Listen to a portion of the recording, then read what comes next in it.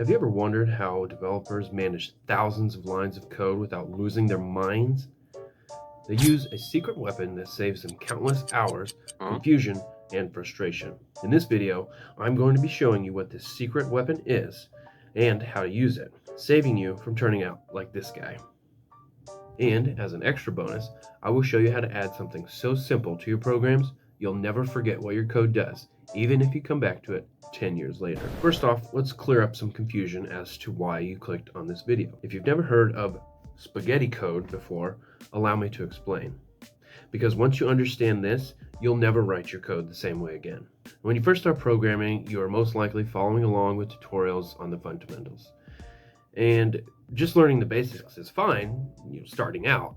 But what do you think happens when you start making games? Your program is now hundreds, maybe even thousands of lines long, and it has no structure. And now you have to scroll like a crazy person on TikTok to find exactly where the errors are. And having unstructured code makes it very difficult to maintain and fix the bugs. Therefore, your code is a giant mess where the logic is hard to follow. So that's spaghetti code, a giant unstructured mess. But just spotting the mess isn't enough. You need the right tool to sweep it up before it kills your motivation to build games. Now you're probably thinking, well, I don't want to stop making games because making games is fun. Don't stress out, because if your entire program is nothing but spaghetti code, it'll still work. However, it will take you a longer time to find where the errors are. To avoid this, you can use a simple tool to organize your code. And what's even better is you can give this tool a specific name so that you can remember it easier. You can then write your code in block form, just like we did with conditionals and loops. So the simple tool that we call a function is a block of code bundled together under a descriptive name. And the code underneath that descriptive name performs a task or a set of tasks. Next, I want to point out how we've been saving ourselves countless hours of typing without even realizing it. Ever since the creation of the foundational programming languages that gave us the ones we have today, computer scientists and software engineers have been making the code easier and easier to write, read, and understand. The famous saying is, "We stand on the shoulders of giants." Basically meaning that we can adopt the way they did things to make our lives easier whenever we code. And Python is built on multiple layers of genius, and we get to reap the rewards of programmers who already did the hard work for us. They created new languages out of the existing ones, including certain algorithms and functionality ready for us to use easily right out of the box. And these types of functions have been rigorously tested for accuracy and efficiency so that we don't have to worry about them crashing our games. So these functions are called built-in functions, and that's how they save us a ton of time programming. Oftentimes, when making games, you need a function to be more customized or personalized for whatever task you need it to perform. Thankfully, Python allows us to do that by creating our own functions. And these types of functions are called user-defined functions. So if at any time we need a function to be more customized or personalized, we just write it out ourselves as a user-defined function. Now let's briefly go through what we will be learning today. In this video, we will be breaking down the different components of a function. We'll create a function of our own. We will modify our own function to get a different result, and I'll also show you how to power up and get more out of your functions besides just a simple calculation or task. So first off, we'll start by breaking down the different components that make up a function. Essentially, there are 5 components that make up a function. First off, we'll tell the computer that we are getting ready to define a function with the keyword def. It's kind of like our hero Magus opening his spellbook. Next, we have the name of our function that goes right after the def keyword, and like I said before, this is a descriptive name that pretty much tells us what it does. You can think of this as Magus finding the spell he wants to cast. In this case, we have our function named cast fire spell. Then we have a pair of parentheses, and we'll talk more about why we have to have these in a minute. But for now, we need them there so the computer knows we are defining a function. To finish off this first part of our function, we need to put a colon at the end, which tells the computer that we are done defining this first part. The last component of our function is known as the body of the function, and this is where we write the code that we want to execute inside the function, and it has to be indented, otherwise it won't work. And in this case, we're just using a simple print statement for demonstration. And those are the basic components of a function. And now that we know the anatomy of a function, let's go ahead and write one out ourselves. All right, so here we are in our idle shell. If you don't have it open right now, go ahead and open it. And what we're going to do first is we're going to go up here to File, and we're going to open a new file here. Full screen this bad boy. So first off, we're going to start with the def keyword, okay, DEF. After that, let's give it a descriptive name. We'll just say hello. All right, next we give it a pair of parentheses, not a zero, silly. Give it a pair of parentheses, and then a colon to finish off this first part. And then hit enter. We'll go down to the next line. And as you can see here, it indented itself, so we got a smart editor. And this is going to be the body of our function. So finally, let's write the code underneath here. So we'll just go ahead and say print hello coders, exclamation, close it off there. And that is a basic function with one task inside of it. So that's how we can define our own functions and customize them to our specific need. Now we're going to define another function, and it's going to be a little bit different this time. First off, let's go ahead and hit enter twice, backspace once. That way you can get some space in between these two functions here. We're just going to leave it in the same file so that it's all in one place. So first off, we defart. We don't defart. We water or something.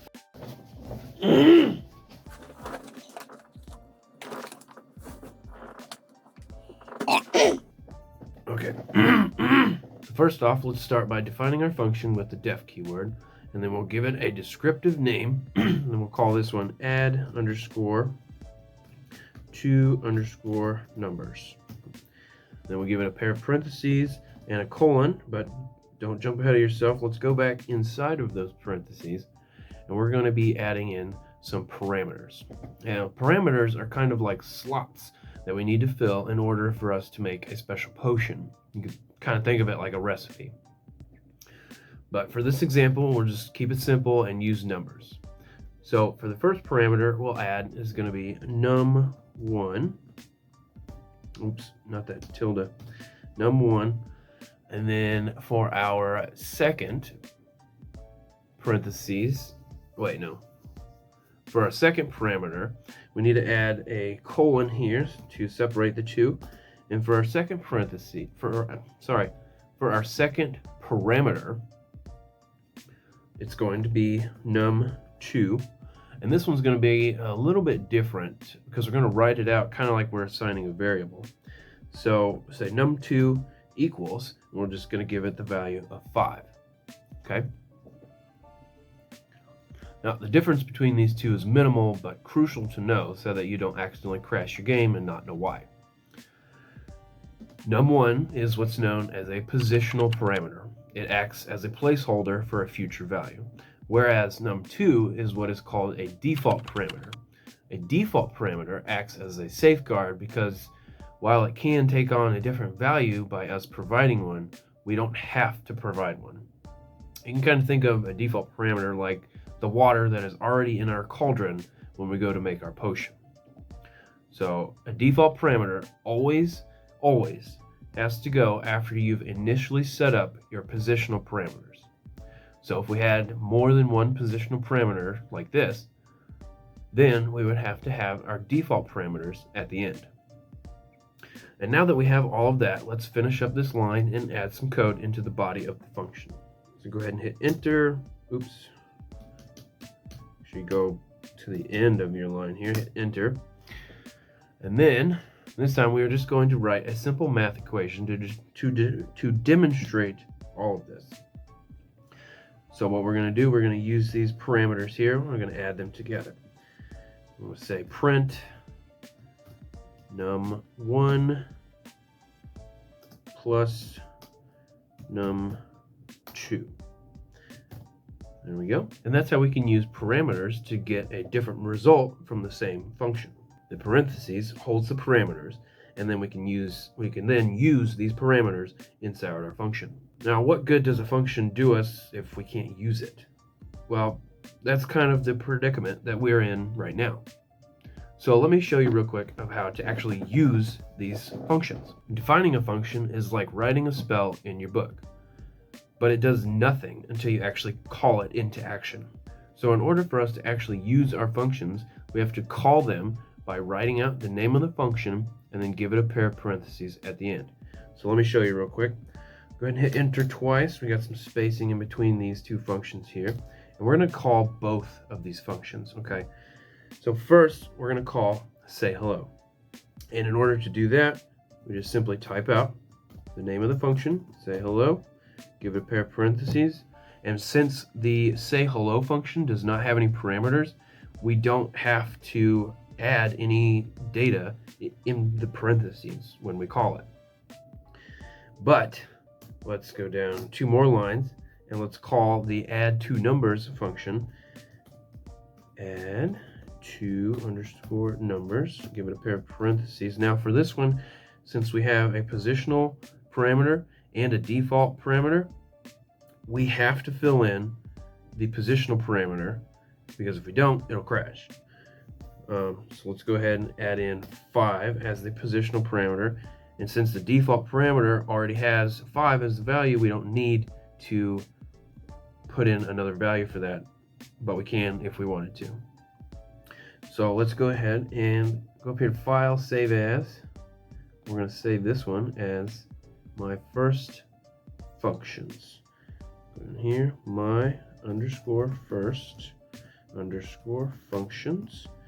And let me see here, let's find my Python programs folder here and save it into here. There we go. And now we can go up here to run and say run module. And as you can see, our say hello will say print, or it will say help coders. And then our add 2 numbers function will add 5 and 5. Let's go ahead and run that. And you will see that it's not responding. Don't! Alright, that was stupid.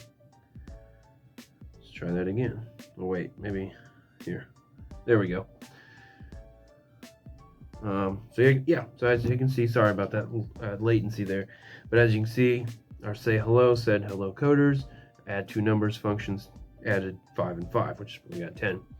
So let's go back to our code editor here, and let's take out this 5 here, just so I can show you the error that we will get if we don't fill in that positional parameter. So we're going to File, Save, and then hit Run, and as you can see, it'll say hello coders, and we got a type error because it was missing the required positional argument num1. Okay, that's what happens if you don't fill in all of the positional parameters. Now, one thing I wanted to add here is that whenever you add in values or data to fill in those positional parameters, whenever you go to call the function and fill it in, it's no longer called a parameter, it's called an argument. And you can think of arguments like the ingredients that we use for our recipe. So now the computer has it in its instructions to execute the code within our functions. And that's how we call our functions into action. Next, I want to show you a simple keyword that can power up our functions even more. Despite it being one simple keyword, beginners get confused on this the most. So we have our built-in functions that save us time. We have our user-defined functions that we customize ourselves. But for some reason, it's not changing the data that needs to be changed. This is because a function is like a private room. Anything we have or do in that private room stays in that room. However, there is a way that we can work around this to get something out of that private room.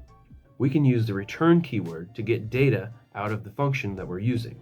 The return keyword hands back a value after the function is done being executed. For example, our hero Magus puts ingredients or data into a cauldron, and if we didn't make use of the return keyword, Magus would not be able to use this potion he would just be admiring his creation. Now, all of our code is organized into these tiny little cozy boxes that we call functions. But remember how I said that we can add something so simple to our functions to make sure we never forget what our code does, even 10 years into the future? Let me show you what that is real quick before we jump off here. A lot of times in programming, we get caught up in writing the code, making sure it works, and then setting it aside to work on the next thing. The problem with this is that if you have an issue with the code that you wrote a day ago or even a year ago, you're most likely going to forget what it does. Most programmers have this problem because code and technology are rapidly changing every day.